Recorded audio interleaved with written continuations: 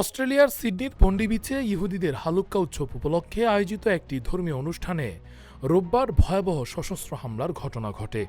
আকস্মিক গুলিবর্ষণে পুরো এলাকায় আতঙ্ক ছড়িয়ে পড়ে। সেই মুহূর্তে প্রাণঘাতী ঝুঁকি উপেক্ষা করে এক মুসলিম পথচারীর সহায়তায় বড় ধরনের আরও প্রাণহানি থেকে রক্ষা পায় বহু মানুষ। ঘটনার সময় সিডনির সাদারল্যান্ড এলাকার বাসিন্দা ৪৩ বছর বয়সী ফলের দোকানদার আহমেদ আল আহমেদ কেবল পথ দিয়ে যাচ্ছিলেন।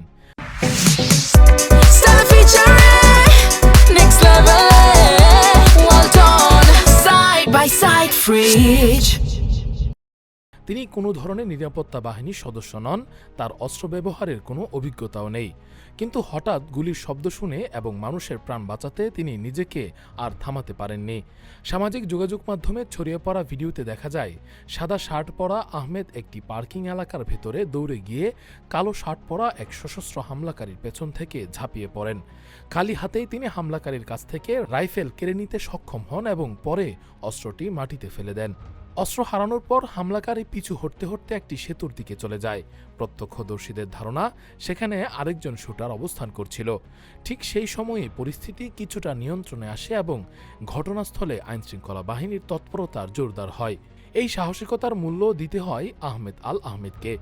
হামলাকারীকে নিরস্ত্র করার সময় তিনি নিজেই গুলিবিদ্ধ হন। তার শরীরে 2টি গুলি লাগে এবং তাকে দ্রুত হাসপাতালে ভর্তি করা হয়। পরে হাসপাতালের বাইরে সাংবাদিকদের সঙ্গে কথা বলতে গিয়ে তার চাচাতো ভাই মুস্তফা নিশ্চিত করেন ভিডিওতে দেখা সাহসী ব্যক্তিটি আহমদী। তিনি জানান আহমেদ কেবল একজন সাধারণ ব্যবসায়ী, যিনি সেদিন মানুষের জীবন বাঁচাতে নিজের জীবনকে বাজি রেখেছিলেন।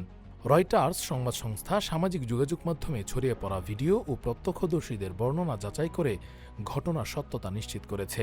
পুলিশের প্রাথমিক তথ্যমতে ওই হামলায় অন্তত 12 জন নিহত হন। একজন সন্দেহভাজন হামলাকারী ঘটনাস্থলে নিহত হয় এবং আরেকজন গুরুতর আহত অবস্থায় হাসপাতালে চিকিৎসাধীন। তৃতীয় কোনো হামলাকারী জড়িত ছিল কিনা তা তদন্ত করে দেখছে পুলিশ। তবে অস্ট্রেলিয়ান কয়েকটি গণমাধ্যম বিভিন্ন তথ্য প্রকাশ করছে। তাদের প্রতিবেদনে বলা হয়েছে এই হামলায় মোট 16 জন নিহত এবং 38 জন আহত হয়েছেন। ওই প্রতিবেদন অনুযায়ী হামলাকারী ছিলেন পাকিস্তানি এক পিতা ও তার ছেলে। 24 বছর বয়সী নাভিদ আকরাম আহত হলেও তার 50 বছর বয়সী পিতা, যিনি গত প্রায় 10 বছর ধরে বৈধ অস্ত্রের লাইসেন্সধারী ছিলেন, ঘটনার সময় তিনি নিহত হন।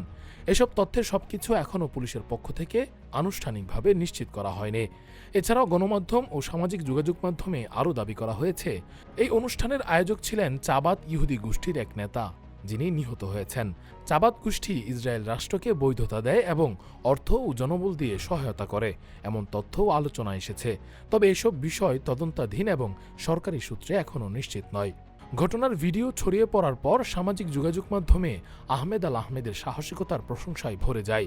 অনেকেই মন্তব্য করেন তার এই তাৎক্ষণিক সিদ্ধান্ত না থাকলে প্রাণহানির সংখ্যা আরও অনেক বেশি হতে পারত। একজন লেখেন, অস্ট্রেলিয়ার বন্ডি বিচে হামলাকারীকে নিরস্ত্র করা ওই মুসলিম ব্যক্তি অসংখ্য মানুষের জীবন বাঁচিয়েছেন। আরেকজন লেখেন, মুসলিমদের নিয়ে বর্ণবাদী মন্তব্য করার আগে আহমেদ আল আহমেদের দিকে তাকানো উচিত, কারণ তিনি নিজের জীবন বাজি রেখে অন্যদের রক্ষা করেছেন। এদিকে নেতানিয়াহুর একটি মিথ্যা দাবি সামাজিক যোগাযোগ মাধ্যমেও সমালোচিত হয়। তিনি বলেন, আমি একজন ইহুদির ভিডিও দেখেছি যে একজন খুনিকে আক্রমণ করে তার অস্ত্র তুলে নেয় এবং কে জানে কতজনের জীবন বাঁচিয়েছে।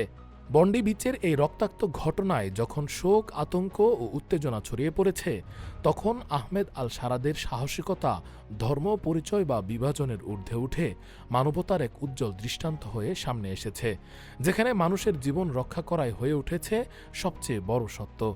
রাকিবুল ইসলাম রইস, ফেস দ্য পিপল।